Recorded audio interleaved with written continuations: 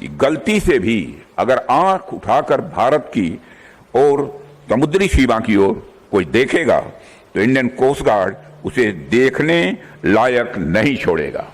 जब भी समुद्र में कोई संकट आता है, चाहे वह ऑयल स्पिलिंग का हो, किसी शिप में आग लगने का हो, या किसी का जीवन संकट में हो, या फिर कोई भी समस्या हो, कोस्ट गार्ड सबसे पहले रिस्पांस देता है।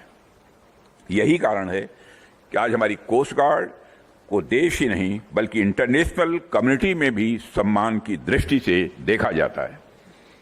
साथियों, इन तमाम चैलेंजेस के अलावा हाल के वर्षों में हमने देखा है कि मैरीन पोल्यूशन भी एक गंभीर ग्लोबल चैलेंज बनकर उभरा है।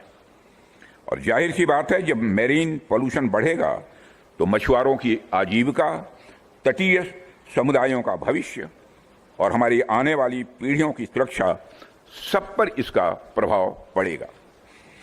इसलिए हमारी कोस्ट गार्ड द्वारा चलाए गए coastal cleanliness drives, pollution response operation और मल्टी एजेंसी कोऑर्डिनेशन वास्तव में बेहद सराहनीय है।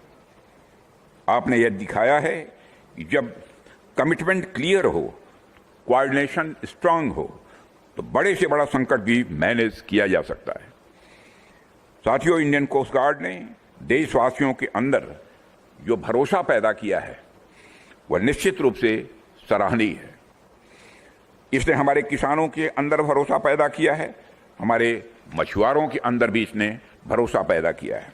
सब निश्चिंत होकर अपना काम करते रहते हैं कि जो भी होगा इंडियन कोस्ट गार्ड देख लेगा। साथियों, इसके अतिरिक्त हमारे कोस्ट गार्ड ने हमारे दुश्मनों के अंदर भी यह भाव पैदा किया है।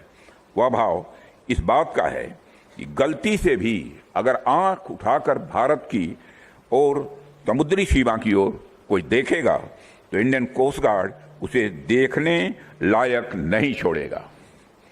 साथियों, आपके इस प्रयास के कारण ही भारत की तटीय इलाकों से दुश्मन अब कोई मिस एडवेंचर की कोशिश भी नहीं करता है।